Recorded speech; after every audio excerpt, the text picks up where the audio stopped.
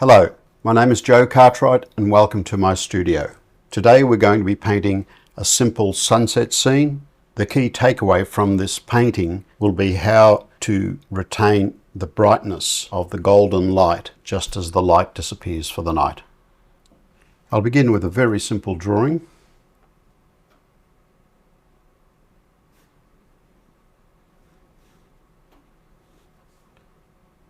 There's a hill in the distance, some trees,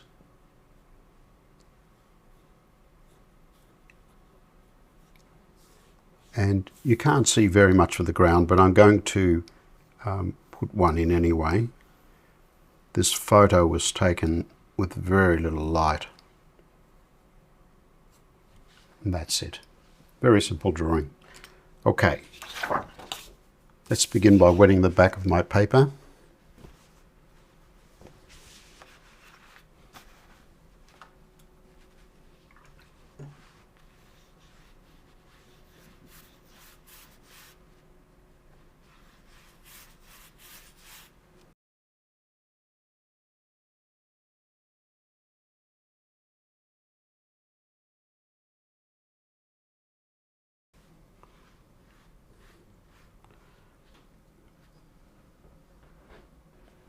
Alright, while that's absorbing that water, let's mix some colours.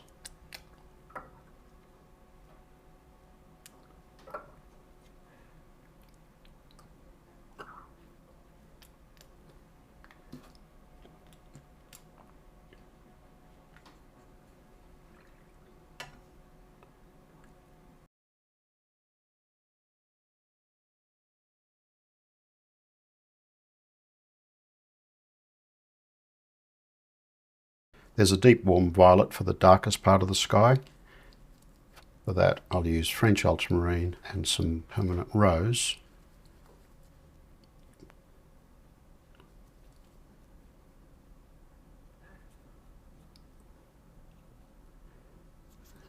Small amount of burnt sienna as well.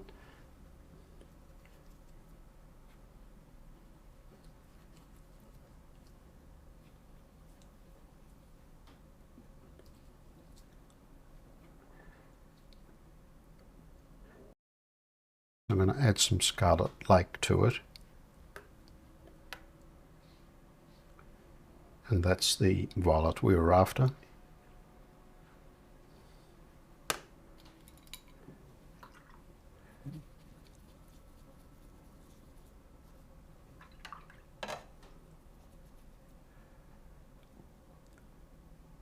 We have some yellow.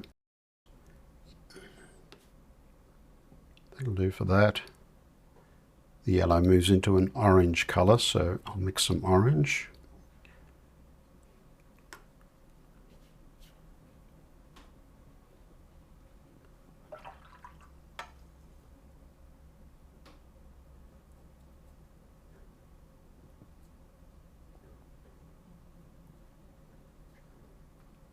Then the orange moves into this pink, which I'll mix with some permanent rose and some of this orange. There's not a lot of that. Now, while I've mixed a lot of colours here, it's better to overmix than undermix, and I can use a lot of these colours when I'm painting the ground portion of this painting. Let's go back to our paper, wet it some more.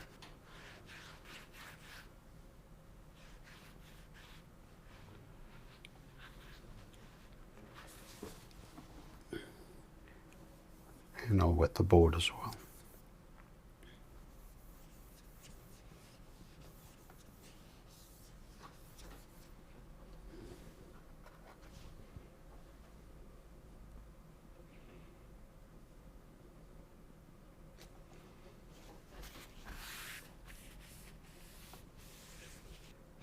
The trick to preserving the bright light in a dark sunset like this is to turn your board around like that, and painting your warm colours first, moving into the cool colours. Because my board is at about 20 degrees, if I tried to paint it the other way, the darker colours would flow down and wipe out the bright yellow and bright oranges.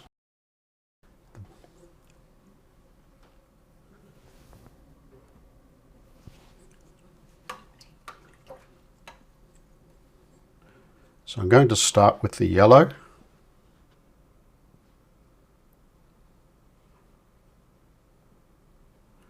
Plenty of paint on my brush, just painting through the hills.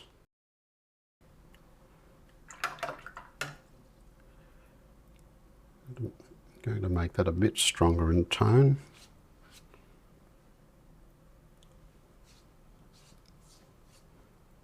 That's better.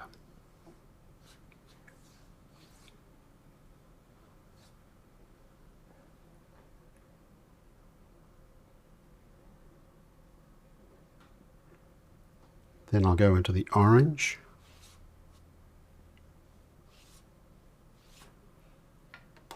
Then some pink.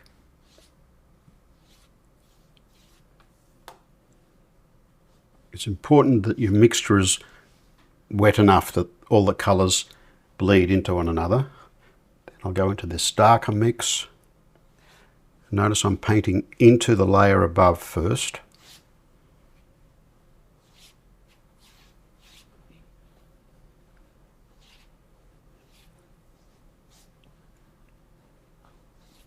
Now I'm going to darken that some more, just by adding some French ultramarine to it. There we go.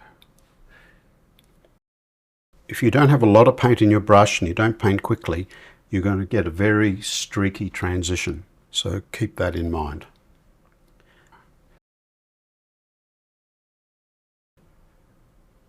Good.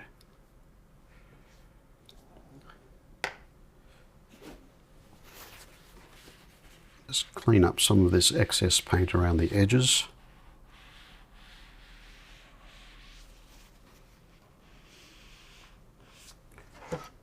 Now I'll turn this back. Alright, and there's some dark clouds which I think add to the painting, so I'll add some of those.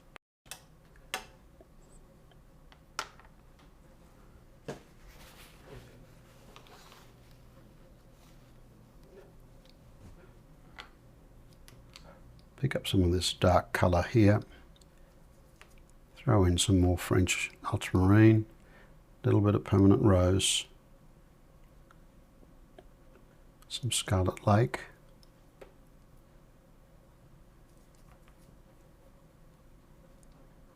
a little bit of burnt sienna.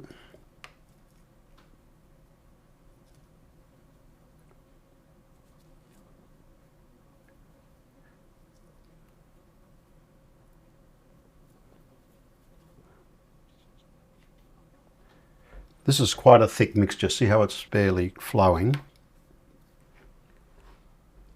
Because I'm going to be painting into the surface that's still quite wet, but because my paint's quite thick, these cloud shapes won't flow all the way down. Now I've put my hill a little bit to the left, so I'm going to create a cloud pattern. It's a bit bigger on the right here to subtly balance that. But I don't want too many clouds.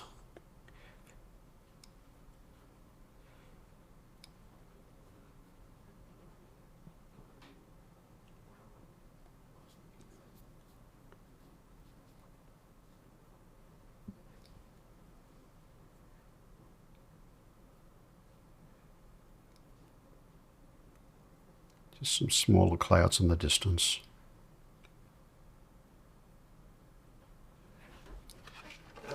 Now, these are starting to bleed down a little bit more than what I like, so I'm just going to turn that around this way. I'll take out most of the paint from my brush, and I'll use that to create just some smaller clouds.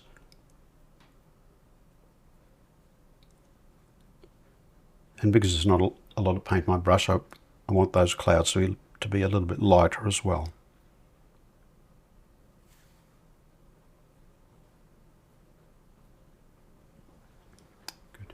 All right, that'll do for the sky. Now we've got this colour here, and this will work quite well for the hill. I'm going to add a bit more burnt sienna, a little bit of the orange,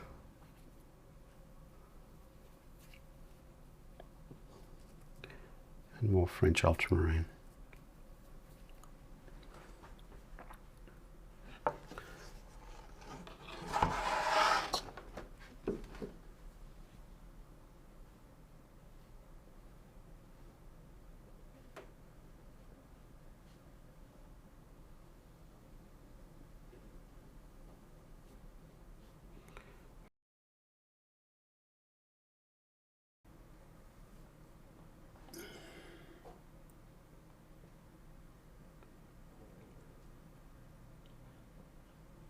Just straightening that edge out.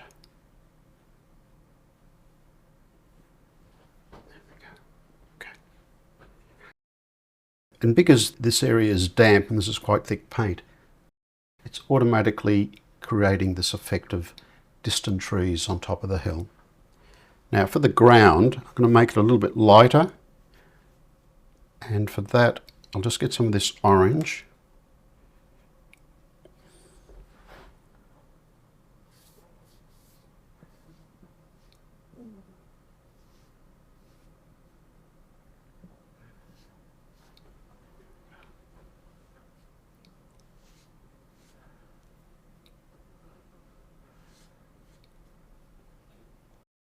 So the ground would be lighter than the vertical shape of the hills.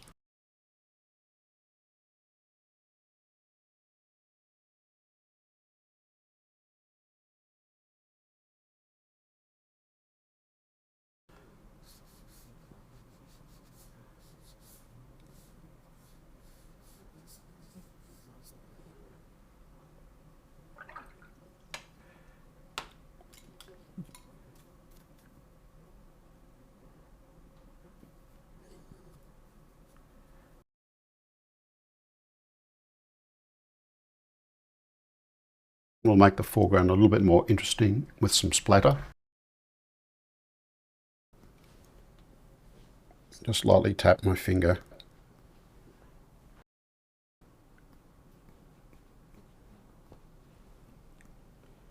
Again, because it's quite a dark painting, you're not going to see very much there.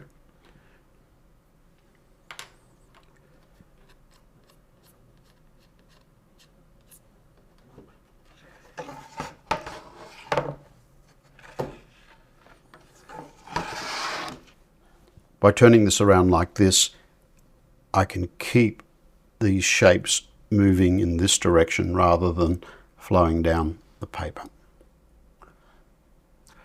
I'm now going to go and dry this, and then I can finish it off with some other trees in the distance.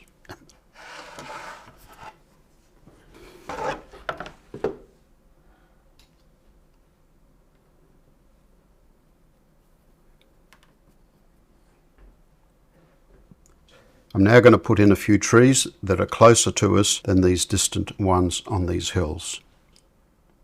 Just using a size 8 brush, not a lot of paint in my brush, but it's probably about 30% full of paint.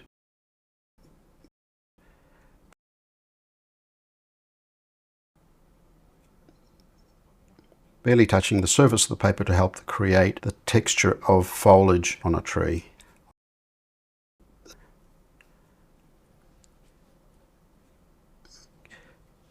I have one there, I have a smaller one here.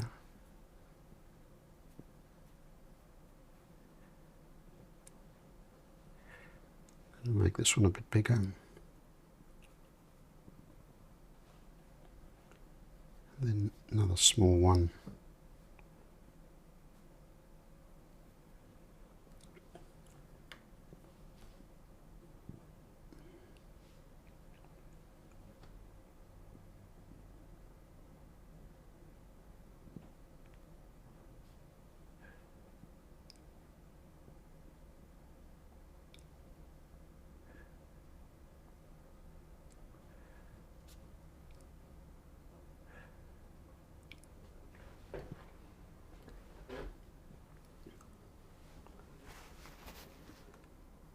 and then a quick dry brush stroke under the tree just to give it a hint of a shadow. And while there's not a lot of light in the sky, there is some light, and underneath the tree you'd have just a very light shadow. The shadow is useful for connecting the tree to the ground.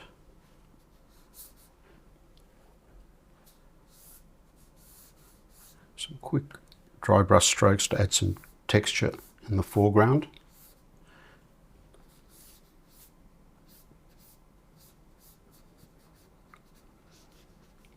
Just soften some in the distance.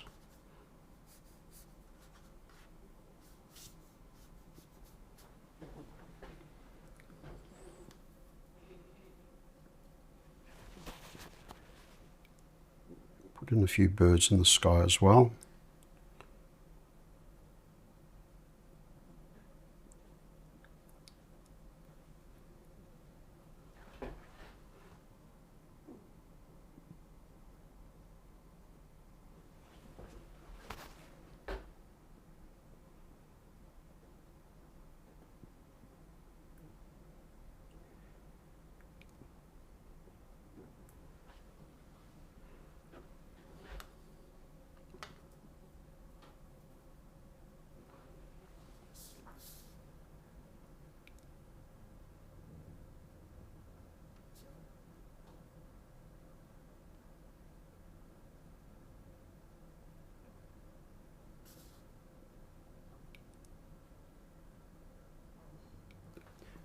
Just hinting at a building in the distance.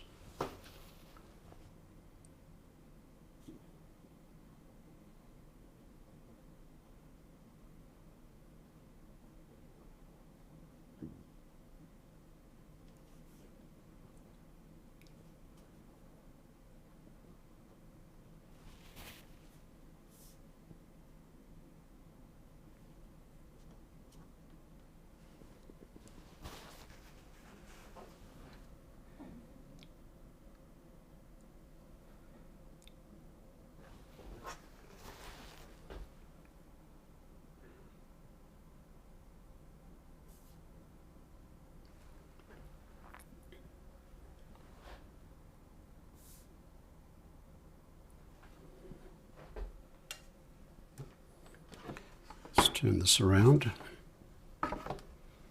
And I'll get some white gouache. Just wetting that paper, picking up some gouache.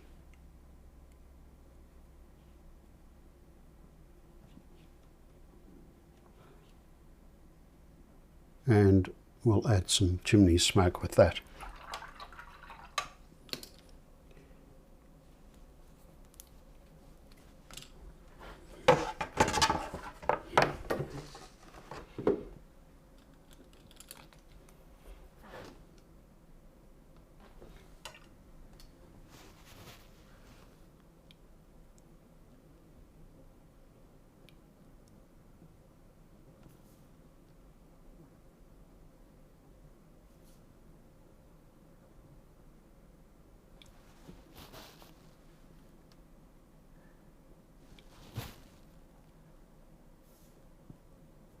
Don't want too much smoke.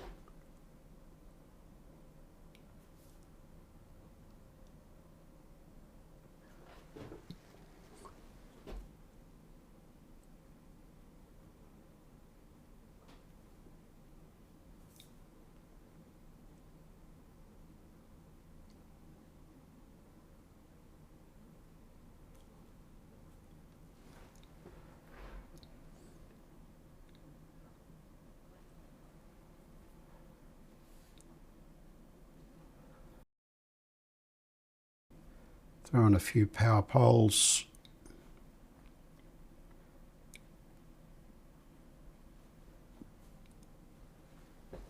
It's just a very quick exercise to show you how quickly you can produce a nice little landscape.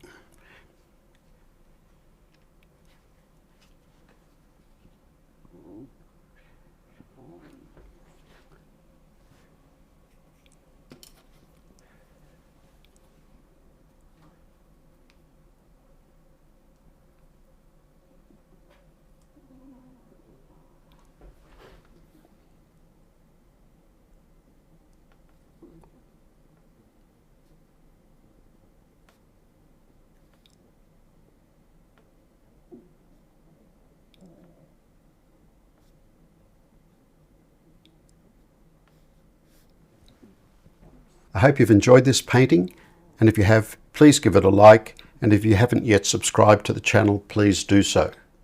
And if you're able, please consider supporting me on Patreon. I look forward to seeing you for the next one.